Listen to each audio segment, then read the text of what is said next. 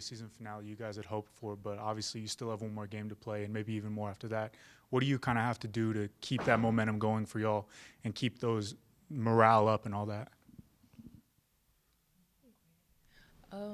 Basically, we just have to keep doing what we're doing. We have to keep fighting, doing what our coaches are telling us to do, execute our game plan, and like I said, keep fighting, keep trying, and just go hard.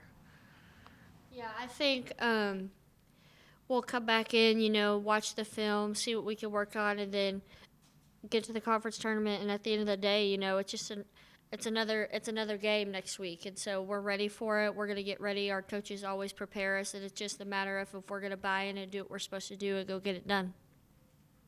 As y'all sit here on senior night, what is your best memory with your teammates off the court?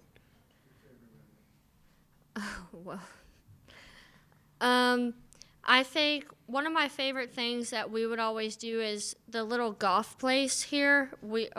I forgot it's called. What is it? For golf, but I don't know what it was before that. Yes.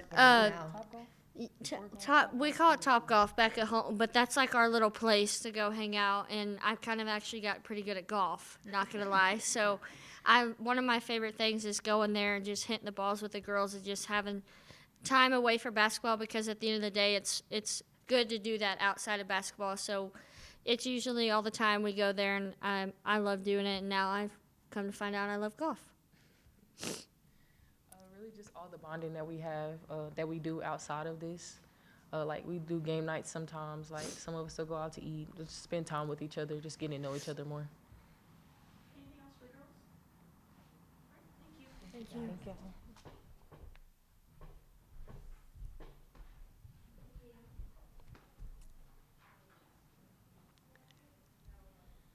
Questions for Coach Gurley? Coach, kind of going off that, you do still have one more game. What do you need to do for this team to get them back into that rhythm, back into that scoring and efficiency and all that? Yeah, so as a staff, we've got to really, over the next couple of days, just really put our heads together on how we can frame, right, the next week for us. The beauty of the conference tournament is that everybody is 0-0. We all have different paths when we get there, but at the same time, it really is about who can put it together the best for 3 or 4 games in a row. I think this has been obviously an incredibly difficult season. Definitely took a turn that we weren't expecting when we were off to a pretty good start. And these kids are pretty beat down, and they're beat down because of just adversity in general. I mean, I think as a coach, it's been really, really hard to figure out how to balance holding them accountable and getting after them and pushing them, through hard, and then also encouraging them and keeping them learning and growing. It's hard to do when you're getting beat on the court. It's hard to do when you're asking kids to play different positions. It's hard to do when you're just physically outmatched because of the positions that we're down in. So I think it's been a really hard balance for me in particular to be able to keep encouraging and continuing to build them up and really be positive with them and challenging them as well. Because I do think that we got to challenge them in this time. I mean, we're not going to duck our heads. I mean, we've seen teams forfeit this year. We've seen teams end their season early because of injuries. And I have stayed true to myself and to this team the entire time that I just don't believe in that. Like, I believe in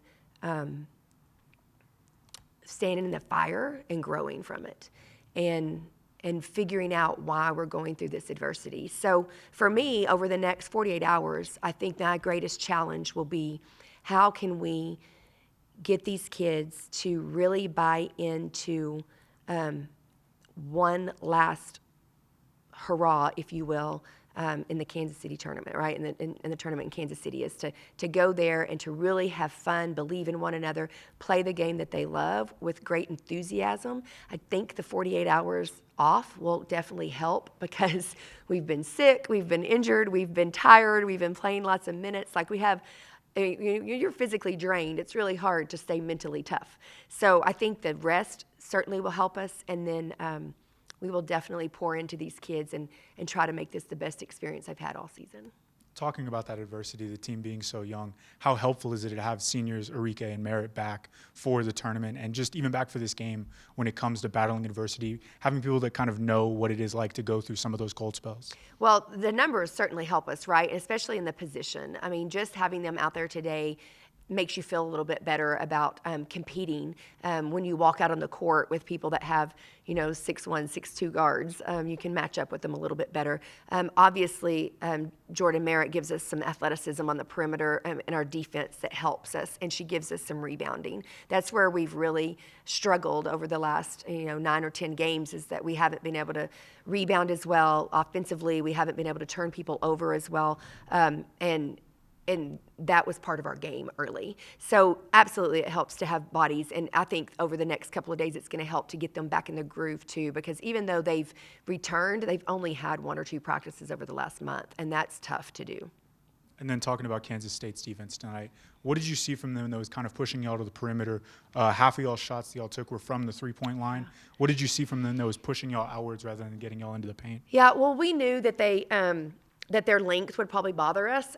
We were trying very hard to get just a little bit of a ball screen so that maybe we could get to the free throw line to be able to pull up, because Lee doesn't come out of the paint, and so of course she clogs it up for you. So we were trying to just scrape them off a little bit. Well, they in turn went under screens to try to make us prove it from the perimeter and from the three-point line. And to be honest, I thought that we would have jumped at that opportunity a little bit more, because we all like to shoot the 3 ball, but I felt like we were pretty hesitant in the first half, and so we didn't shoot those, and so therefore it starts getting in your head a little bit, and so then you start second guessing yourself when they weren't shooting it in rhythm. I thought in the second half we did a better job of that. I mean, even the very first play of the second half, we talked to Bailey about, like, hey, they're going under you, just step back and shoot your 3, but you got to be confident, and she nailed it. And then I'm not sure we went back to it, and that's where I struggle with the consistency piece of it, is our kids have to really believe in what they're doing. I thought we got some pretty good open looks, and 7 of 24. Like, how many of that 24 were at the end of the shot clock in the first half, and they were half-court heaves, it felt like. So, we can shoot the 3 ball pretty well. We've got to do it early and with more confidence, because with this young group, unfortunately, seeing the ball go through the basket is what is making or break them right now, with their confidence and with their energy level even. And we've got to handle that better so that we can fight through the difficult parts of it. All right. Thank you, guys.